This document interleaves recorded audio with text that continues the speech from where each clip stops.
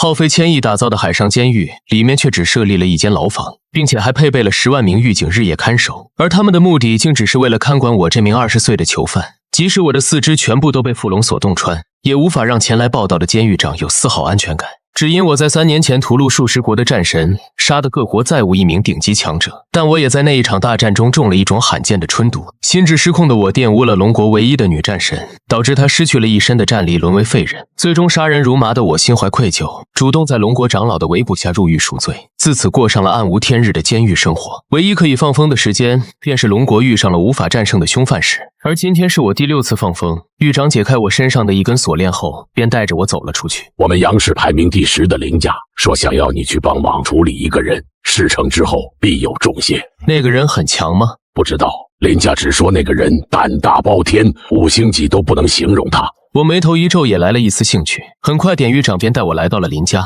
此刻整个林家的人都汇聚在一起，可是他们并没有面对强敌的紧张感，而是一个个满脸阴狠地看着一个铁笼。铁笼里面关着一个狼狈的女人，此刻正毫无力气地趴着。见状我眉头微微一皱，林家要对付的人在哪儿？接着一个中年人从人群中走了出来。你就是昆龙监狱里最厉害的人吧？他就在那铁笼里，我要你用最残忍的方式对付他，让他知道什么叫生不如死。听到这话，我脸色瞬间变得冰冷。你们所谓的危险系数超过5星的，就是这么一个女人。因为她不仅仅敢拒绝我儿，还敢踢废我儿的下身，简直是比5星级的犯人还大胆。我要让她生不如死。如果你做得好，我林家不会亏待你的，甚至我一句话便能让你自由。闻言我眉头微挑，自己其实早就可以自由，只是不想而已。我缓缓向铁笼走去，想看看是什么样的女人竟敢得罪林家。可刚走到铁笼旁，一双是血的手便抓住了我的脚。求求你，求求你不要杀我！我本想移动脚步，却忽然感觉这声音有些熟悉。我低头看向女人，顿时眉头一皱。黎佩九，这是我死都不会忘记的女人。她本是3年前唯一的女战神，却因为我的失控导致失去一身战力。只是这3年到底发生了什么，让一个战神沦落到此？求求你了，不要杀我！黎佩九甚至直接给我跪下磕头，卑微到了极点。见此一幕，林家家主笑了。黎佩九，你以为你能跑吗？黎佩九把头摇得像拨浪鼓，跪在林城面前。不跑了，我女儿在哪里？求求你放了我女儿吧，她才2岁啊！当初你拒绝我儿踢伤我儿的时候，为什么不想想你还有一个女儿？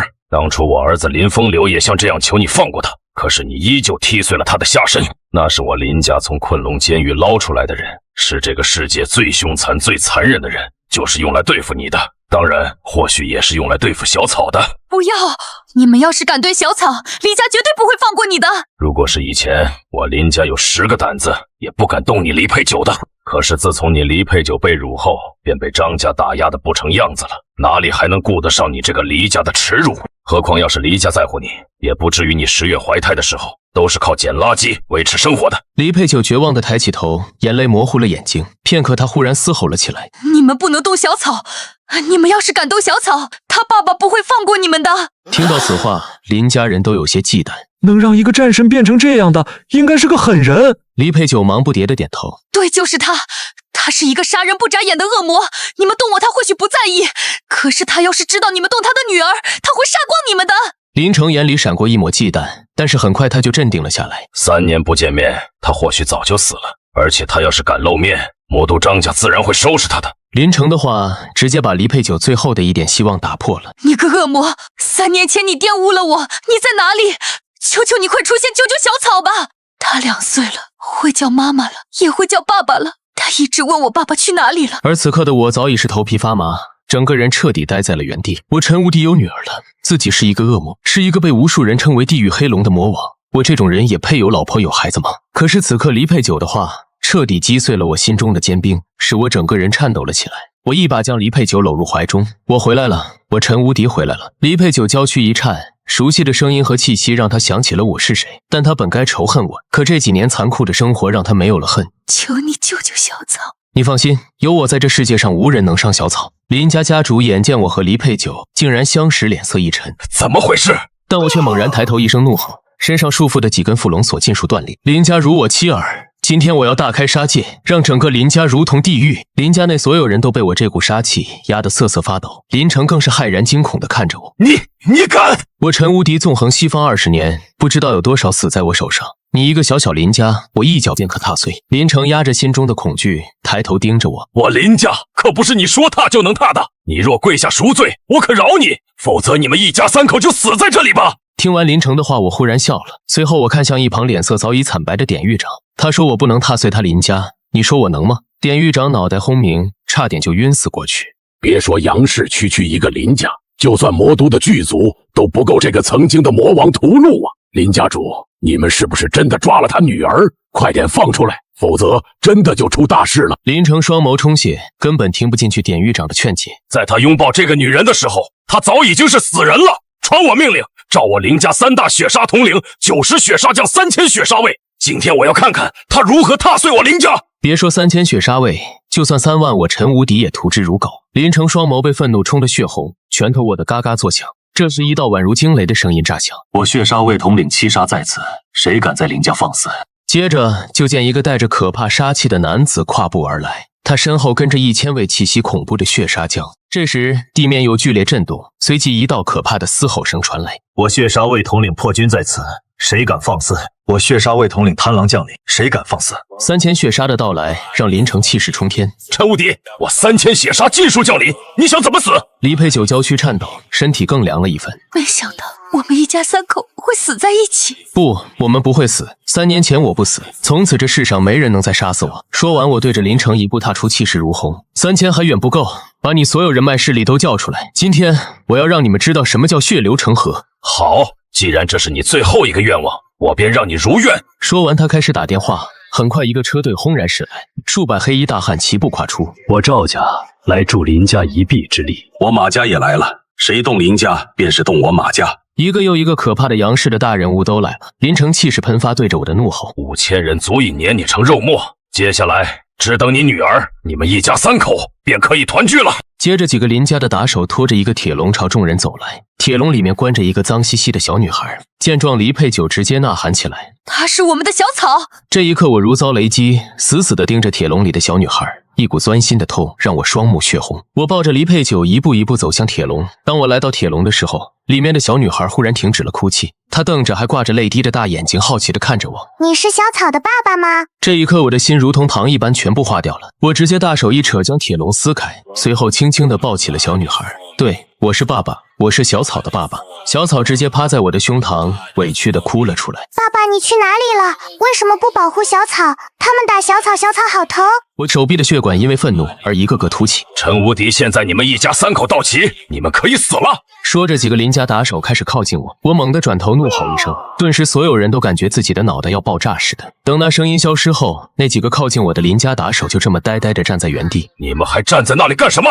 但林城话音刚落，只见那几人依次倒了下去。血杀统领中的7杀走到林城面前，眉头微皱：是他刚才那一声怒吼震碎了小五他们的脑髓。此话一出，所有人倒吸一口冷气。同时我也把小草轻轻送到黎佩九面前，你坚持带一下小草，看我如何踏碎林家。说完，我缓缓站了起来，宛如一头苏醒的雄狮。我说过我会踏碎林家，今天就算所有战神都来也救不了你们。这话一出，林家人都感觉一股寒意从脚底上窜至全身。林城眼皮狂跳，但是随后狰狞怒吼：口出狂言，给我杀了他！2个血杀将立即带着杀气冲向我，我直接一巴掌抽过去，2人便被砸在了数米远的墙壁上。一起上，给我杀死他！他能打1个2个，还能打100、1000吗？随即上千血杀卫宛如黑流冲向我，而我只是怒吼一声，宛如巨龙席卷，眨眼之间上百血杀卫全部趴在地上哀嚎。见此一幕，林城脸色难看到了极点。那可是杨氏林家威名赫赫的血杀统领，每一个都是威震一方的强者，然而现在竟然被人如此轻易的打爆。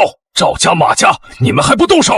放心吧，林城家主，我们会出手的。但我捂住女儿小草的耳朵，轻蔑一笑，猛地一脚跺在地上，前方的地面悍然塌陷了下来。一时间，杨氏各大世家人仰马翻。看到这一幕，方才还相继表态的杨氏世家顿时就像是被掐住了喉咙的鸭子一般。对不起，我还有一个重要的会议要开。我也是，我也要开会。而林城看到这一幕，更是气得脸色铁青。我看向林城的目光，仿佛看向一个死人。你想怎么死？你别得意，你以为你能够杀得了我吗？我林家背后是魏云宗师，他马上就会过来。听到林城的话，黎佩九俏脸刷的一下雪白。你快带着小草离开，魏云那个人我知道，你根本不是他的对手。你放心，从今以后再也没有人能够伤害到你们。就在这个时候，一道猖狂的大笑声从远处传播过来。好大的口气！今天若是不让你们跪下认罪，我就不姓魏。紧接着，一名战袍男子便走进了林家别墅。他的出现让几乎所有人都感觉到窒息。看到魏云宗师到来，林城就像一条哈巴狗一般，赶紧谄媚地迎接了上去。然而魏云看都不看林城一眼，脸上只充斥着浓浓的冷笑和嘲讽。区一个囚犯竟然如此狂妄，老子给你2个选择：第一，乖乖跪下认罪；第二，就是去死。而林城看到这一幕，目光中充斥着浓浓的快意和兴奋之色。有了魏云宗师插手，你们一家3口死定了！周围其他人也是同样如此认为。魏云是比较有名的宗师，绝对不是一般人能够阻挡的。我没有理会对方的冷嘲热讽，只是瞬间来到魏云宗师的身前，然后一巴掌狠狠地挥了下去。魏云直接被这一巴掌硬生生打翻在地，霎时间所有人都傻眼了。这不可能，魏云宗师竟然被人一巴掌打败了！幻觉一定是幻觉，那个囚犯怎么可能击败魏云宗师啊？林城脸上的快意和兴奋直接凝固了起来。魏云宗失败了，这怎么可能？而我只是冷冷地看着林城。我说过今天我会踏碎林家，就算是炎夏所有的宗师，甚至是战神前来，你也必死。林城直接跪倒在地，脸色苍白的如同死人一般。大人，我林城错了，不该伤害您的女人和孩子。我愿意用林家所有的产业换您放我们一条生路。林家是杨氏望族，资产起码超过了10亿炎夏币，这可是一笔泼天的财富。然而我的目光只是看向黎佩九和小草，这是我唯一的女人和女儿，什么财富都无法相提并论。无论你说什么，今天都是必死无疑。林城见求饶无用，拼命地大喊了起来。是魔都张家吩咐我虐待他们的，你敢杀我张家一定不会放过你的。那可是魔都顶级世家，宗师无数，更有战神坐镇。放心，他们很快就会下来陪你的。话音落下，我一脚踩下，紧接着我目光看向准备偷偷溜走的魏云等人，还有你。魏云宗师霎时间脸色惨白，方才那一巴掌让人受到了无比惨重的伤势，虽然在手下的搀扶下站起身来，但是根本没有还手之力。就在这个时候，典狱长一脸惊慌地将一个手机递给了我。黑龙，接电话。我眉头一皱，赫然是3年前将我送入昆龙监狱的炎夏龙长老。黑龙，停手吧，你已被特释，不用再回去昆龙监狱，并且我希望你可以成为炎夏护国战神。我拒绝。我听说了你的事情，如果以前孑然一身，自然不需要这个职位，但是你现在有女人、女儿，你不为自己考虑，也得为他们想想。我沉吟了半晌，看了看虚弱的黎佩九和脏兮兮的小草，这才沉声应道：好。挂断了电话后，我目光冰冷地扫向那些欺负过黎佩九和小草的林家人，霎时间凄厉的惨叫声回荡在林家别墅之中。片刻后，我背起黎佩九，抱着小草扬长离去。与此同时，魔都张家内，家主张横暴愤怒地咆哮了起来：什么？杨氏林家竟然被覆灭了？还是黎佩九的那个男人做的？当年张家和黎家联姻不久后，他们便发现黎佩九被人玷污了，这让张家颜面尽失，受尽嘲笑。作为顶级世家的张家当即开始打压黎家。之所以不杀了黎佩九，一个是为了羞辱报复，另外一个就是调出当年的男人。张家的继承人张天放同样是愤怒至极。3年了，你可算出现了。他当即拨通了一个电话。3天后是我父亲的60大寿，我希望你们能把他的手机送来给我做贺礼。同时我在黎佩九的指引下来到了他们居住的地方，可眼前的一幕却让我的身体开始颤抖。因为黎佩九和女儿小草住的地方赫然是一个坍塌的桥洞。你们怎么住在这里？黎佩九目光凄然地看着我。3年前我怀了你的孩子，魔都张家得知后愤怒无比，在他们的施压之下，我直接被赶出了黎家，也没有一家公司敢要我，我只能带着小草躲在这样的桥洞捡垃圾为生。我痛苦万分地大吼了一声，自己拥有顶级的力量和无数的财富，可我的女人和女儿却住在这种地方。这时黎佩九突然身体一软向后倒去，我脸色巨变，赶紧抱住就要倒下的黎佩九。他艰难地抬起手，目光复杂地看向我。3年来，我无数次做梦都想要杀你，因为你毁了我的一切。可是现在我已经不恨了，没有力气去恨你了。我走之后，你一定要好好照顾小草。我仰头朝着上天发出了无力但悲愤至极的吼声。难道我陈无敌注定孤独一生？不，你不会死的。我背起黎佩九，抱起小草，疯狂地朝着附近的医院和门诊跑去。可一连跑了好几家门诊和药房，无一例外全部被拒绝。这一刻我全部明白了，是因为那个魔都张家已经对所有的医院和门诊发出了警告，没有人敢招惹张家那样的顶级世家。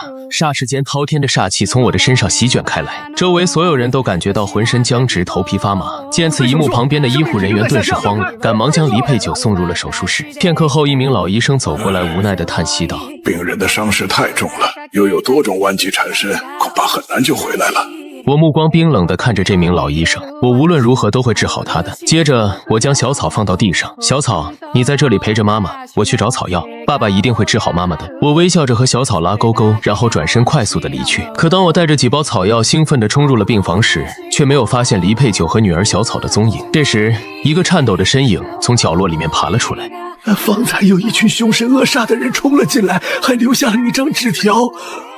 说着，老医生将纸条颤抖着递给了我。下午4点半，杨市北区火电站废墟，你知道迟到的代价。我猛地攥起了纸条，转身朝着外面冲去。同时，杨市北区火电站废墟内，黎佩九此刻正躺在冰冷的地上，在他旁边站着18道人影。领头的黑衣人掏出了腰间的手机，回应道：“少爷，已经抓住了那个女，也已经通知了那个男人了。下午4点30分钟，他会来这里自投罗网的。”张龙，你做得很好，把他叫醒吧。黎佩九缓缓从昏迷中醒来，他看着小草以及视频对面的张天放，心顿时沉了下去。小草是无辜的，你放了他好不好？你要怎么做我都心甘情愿。电话那头的张天放歇斯底里地大笑起来。黎佩九，你看看周围是什么人在说吧。黎佩九艰难地看了过去，霎时间瞳孔一缩。张家18黑衣卫，你竟然出动了他们！张天放看着黎佩九惨白的脸色愈发的快意起来。我会将你们的首级作为献给我父亲生日宴上的礼物。黎佩九目光悲哀地看着女儿小草。那个人他会来吗？抱歉，我来迟了。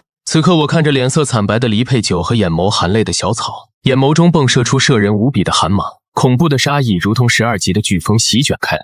面对我冲天而起的恐怖杀意，张龙的心中突然浮现出莫名的不祥之感。他究竟是什么人？不行，如果不能够完成少爷的命令，自己只有死路一条。眼看着我距离他们只有不到5米的距离，张龙狠狠地一咬嘴唇，黑衣卫动手！一声令下，18黑衣卫齐齐抽出长刀。霎时间，我的四面八方都被人影笼罩。看到这一幕，黎佩九的眼眸中充斥着浓浓的绝望和悲哀。可让他没有想到的是，那18柄长刀竟被我一把握住，动弹不得。张龙等人是直接惊呆了，这怎么可能？但还不等他反应，我猛地一甩，18名黑衣卫手中的长刀竟然直接脱手而出。接着，我犹如狂风暴雨一般向他们袭去。霎时间，地面上碎石横飞，灰尘四起。凄厉无比的惨叫声荡漾在半空中，久久不绝。做完这一切，我走向了黎佩九，脸色凝重。你千万不要放弃，我已经找到了草药，等到了安全的地方，我再来为你治疗。黎佩九苍白的脸上挤出一丝微暖的笑意。放心吧，我还舍不得小草，我不会那么容易死的。我目光复杂地看着这个女人，她是一个伟大的女人，为了女儿承受了太多太多。最终我从兜里掏出很久未用的手机，拨通了一个3年都未曾拨打的电话。是我。随着一阵沉默，紧接着电话另一边传出喧哗的欢呼声。老大，是老大吗？老大回来了！我的眼眸中充斥着浓浓的暖意。3年前我被人围攻，发生了一些事情，现在我还活着在炎夏杨氏。你们派人来杨氏帮我送一份大礼给魔都张家，具体的事情等我们以后相聚和你们说。我现在要救一个人，就不多说了。放心吧，老大，我们一定会做到。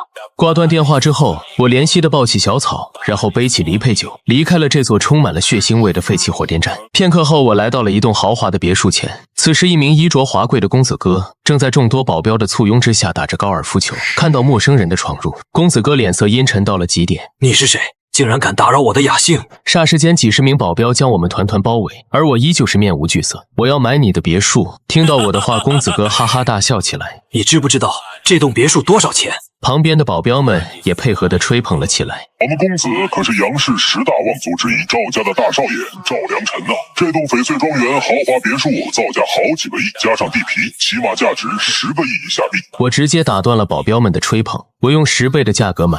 听到我的话，赵良辰脸上泛起浓浓的戏谑之色。就凭你吗？想要买下翡翠庄园做梦吧你！我淡淡扫了赵良辰一眼，屈指一弹，一张黑金银行卡便弹入了他的手中，里面有100亿元下币。赵良辰瞅了瞅黑金卡，又看了看我，顿时不屑地笑了起来。你玩我的是吧？你知不知道骗我的代价？我会把你们一家3口塞入铁笼里面。听到他的话，小草似乎想起了之前恐怖的回忆，蜷缩起来。我不要再回到笼子里面！见此一幕，我瞬间暴怒，抬手一个巴掌便狠狠地抽飞了赵良辰。缓了好一会，赵良辰才跌跌撞撞地爬起来。你们站着看什么？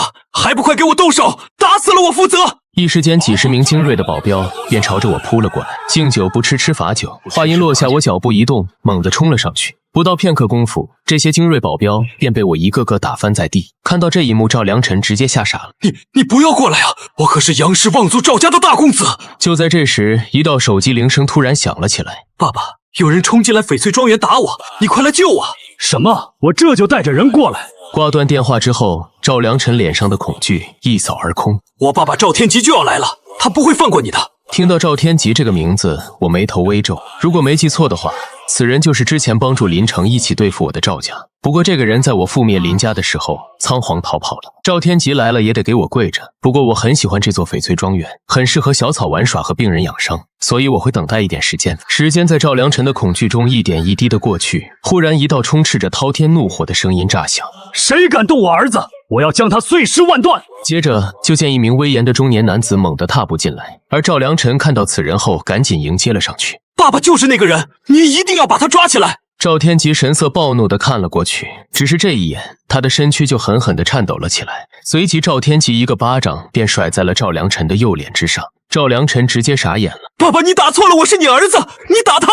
然而赵天吉的脸色却是阴沉到了极点，他又甩出一巴掌打在了赵良辰的脸上，随后快步走到我面前，砰的一声跪了下来。您看上这栋别墅是我们赵家的荣幸，怎么还能要钱呢？我直接送给你，要是缺什么直接和我们说。赵良辰和身后的保镖们全部傻眼了。逆子还不快跪下道歉？难道你想要和林家一样吗？赵良辰刚才也收到了父亲的通知，杨氏的林家被一个人覆灭了，难道就是眼前的这个人吗？想到此处，他也赶忙砰的一声跪了下来。对不起，我错了，您大人有大量，饶恕我吧。我目光冰冷地看着这一幕，接着扫了扫探头探脑的女儿小草，轻笑了起来。人不犯我，我不犯人。我不是喜欢随意欺负别人的人。我将那张黑金银行卡捡起来，递给了赵天吉。这里面有110元下币，你拿去花，不够再找我。赵天吉松了一口气，吩咐手下拿出刷卡机出来，当场划下。我眉头微皱，怎么才划走1块钱？这别墅就价值1块钱，您住在这里是我们赵家的荣耀。我们先走了，有什么事情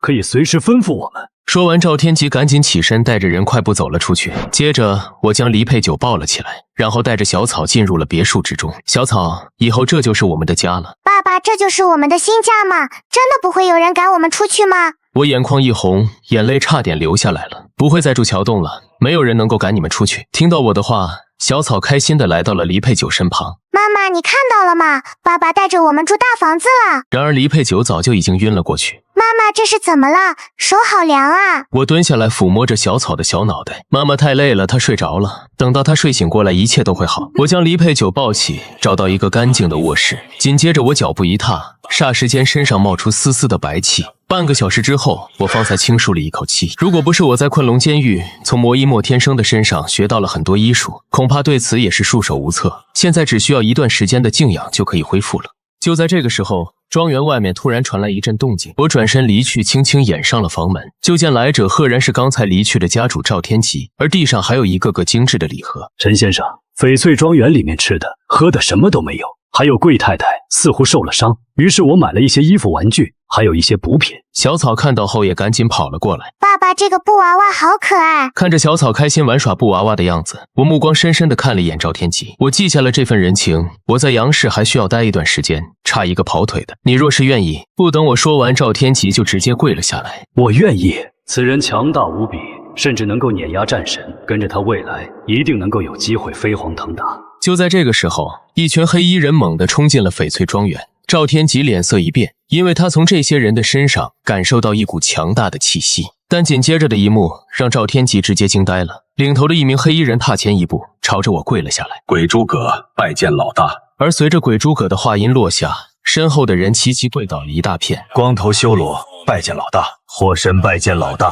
兄弟们，我回来了，我地狱黑龙回来了。霎时间，一股恐怖的气势冲天而起。与此同时，这些黑衣人也齐声怒吼：恭迎老大回归！赵家家主赵天吉当场就吓得瘫倒在地，因为这些黑衣人每一个人身上的气息都要比他们赵家的底蕴要强。兄弟们起来吧，你们去杨氏北区废弃火电站找到18颗头颅，3天之后魔都张家家主张横报大寿，这份寿礼一定要准时送到。